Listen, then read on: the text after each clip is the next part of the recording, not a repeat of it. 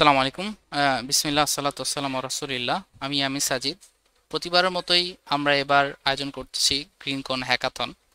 আহ, অন্যবারের থেকে এটা একটু ডিফারেন্ট। অন্যবার আমরা এটা শুধুমাত্র গ্রিনটেক ফাউন্ডেশন ইন্টারনালি আমরা করে থাকি, কিন্তু এবার আমরা করতেছি এটা সবার জন্যই। বাংলাদেশে আপনারা যারা আছেন আপনারা অবশ্যই এটাতে পার্টিসিপেট করার চেষ্টা করবেন ইনশাআল্লাহ। অনেক টিম অলরেডি রেজিস্টার করছেন এবং আমরা আহ, এটার জন্য আপনাদেরকে বলতেছি যে আপনারাও এখন রেজিস্টার করে ফেলেন।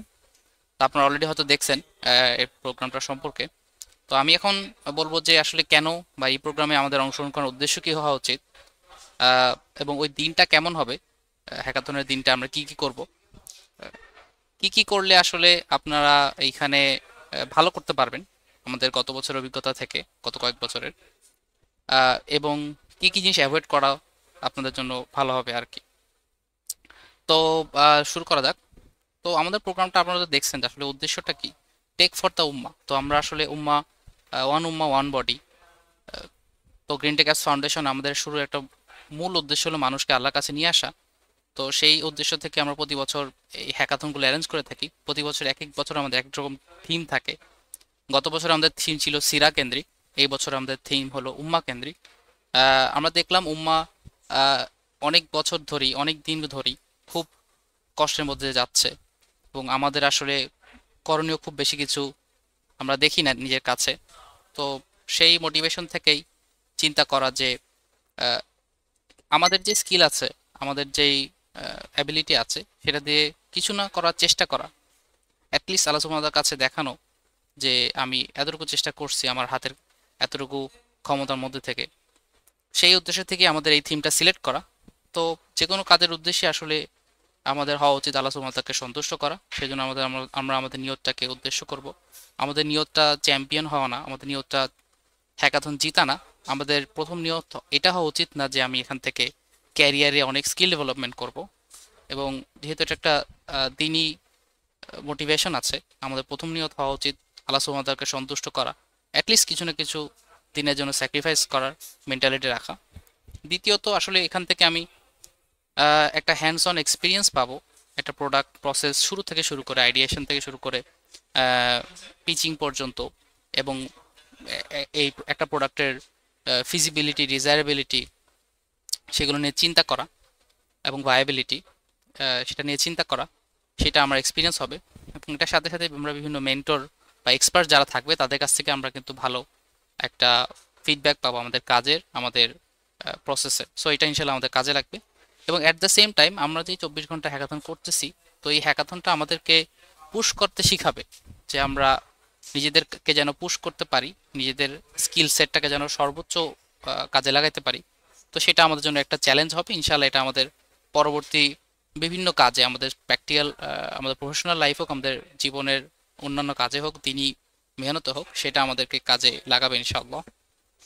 তো শুরু করা যাক। So, ওই দিনটা কেমন হবে আমি এখানে যেটা বলবো যে আমাদের প্রোগ্রাম স্কেজুলটা আমরা যদি একটু দেখি।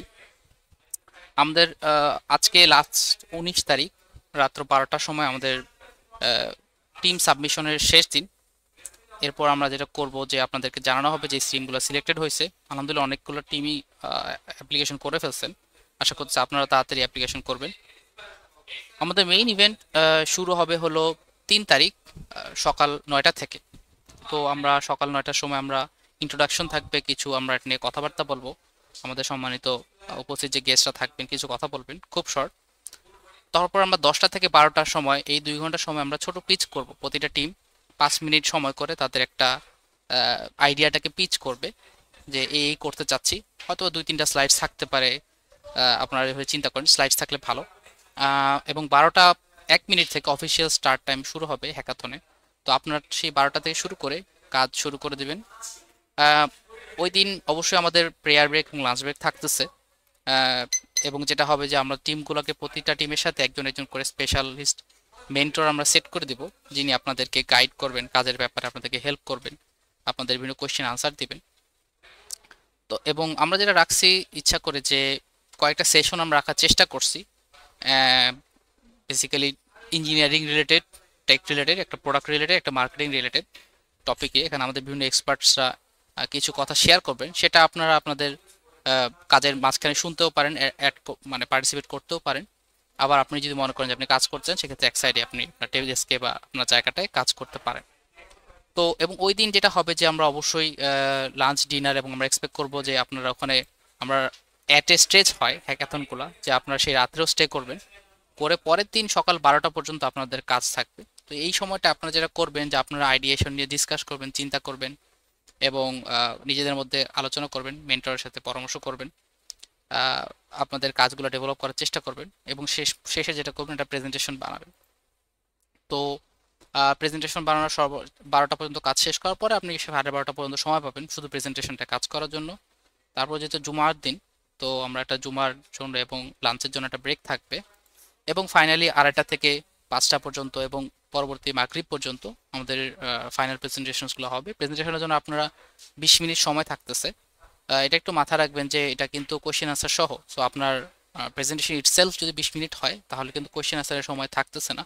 এবং কোয়েশ্চেন আনসারের সময় যদি না থাকে, যাদের সাথে যদি কোয়েশ্চেন করতে না পারেন, তাহলে কিন্তু আপনাদের ওই জায়গাটায় ভালো করে আপনারা মার্কিং হয়তো পাবেন না।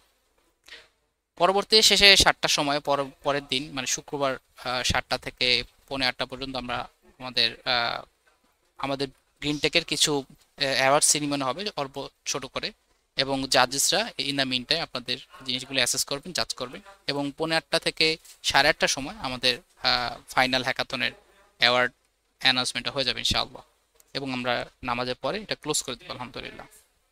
তো এই ছিল আমাদের স্কেজুল। তো এখন আসা যাক হলো কি করবেন আর কি করবেন না। আমি একটু কুইকলি অ্যাসেসমেন্ট ক্রাইটেরিয়া দিয়ে যাচ্ছি। আপনারা যদি এখানে দেখে থাকেন এই ফাইলটা,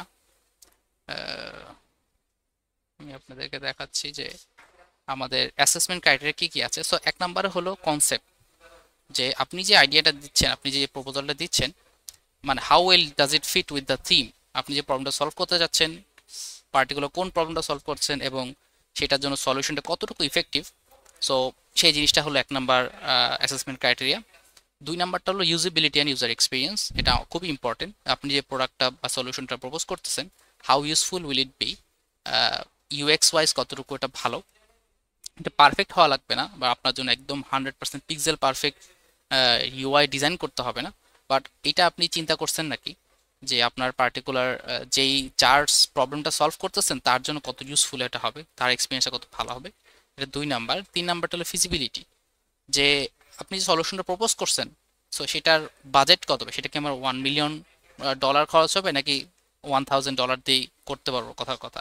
সেই ডেটা আমরা কোথায় পাচ্ছি সেটাকে আপনি চিন্তা করছেন নাকি, যে ডেটা ক্রাউড সোর্স করতেই হয়তো বা আমাদের অনেক বছর লেগে যাবে, সেটা হয়তো বা ফিজিবল হবে না। সো অন্যান্য কনস্ট্রেন্টসগুলো আপনারা চিন্তা করছেন নাকি, এবং এটাকে মিনিমাইজ করার চেষ্টা করছেন নাকি, সেটা একটা ইম্পর্টেন্ট পার্সপেক্টিভ ফর অ্যাসেসমেন্ট। এবং ফাইনালি হলো প্রেজেন্টেশন, কতটুকু ভালো করে আপনি আপনার প্রবলেমটা অ্যান্ড সলিউশনটা প্রেজেন্ট করতে পারছেন ফোকাসড ওয়েতে। এবং বোনাস হিসেবে থাকতেছে, যদি আপনি রিয়েল ইউজারের ফিডব্যাক অ্যানালাইসিস করেন, মানুষের সাথে কথা বলেন, সার্ভে করেন, সেটা খুবই ইম্পর্টেন্ট একটা ফ্যাক্টর হবে বোনাস পয়েন্ট হিসেবে। এবং অ্যাস্থেটিক্স, আপনার সলিউশনটা কতটুকু আপনি সুন্দর করে তুলে ধরতেছেন সেটা।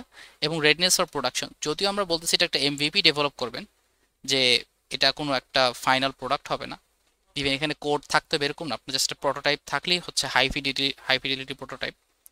কিন্তু আপনার কনসেপ্টটা কতটুকু প্রোডাকশন বা কতটুকু ওয়ার্কেবল স্টেটে নিয়ে যেতে পারছেন ডিউরিং দ্য হ্যাকাথন, এটা হলো একটা বোনাস পয়েন্ট ক্রাইটেরিয়া। আশা করি আপনারা সবাই ভালো মতো হ্যাকাথনগুলোতে পার্টিসিপেট করতে পারবেন, এবং আমাদের জন্য দোয়া করবেন, আমরা যেন ভালো করে অর্গানাইজ করতে পারি, এবং এটা যেন আসলে উম্মার কিছুটুকু হলেও বেনিফিট লাগে, এটা এই প্রত্যাশা আমরা রাখি। আসসালামু আলাইকুম রহমতুল্লাহ।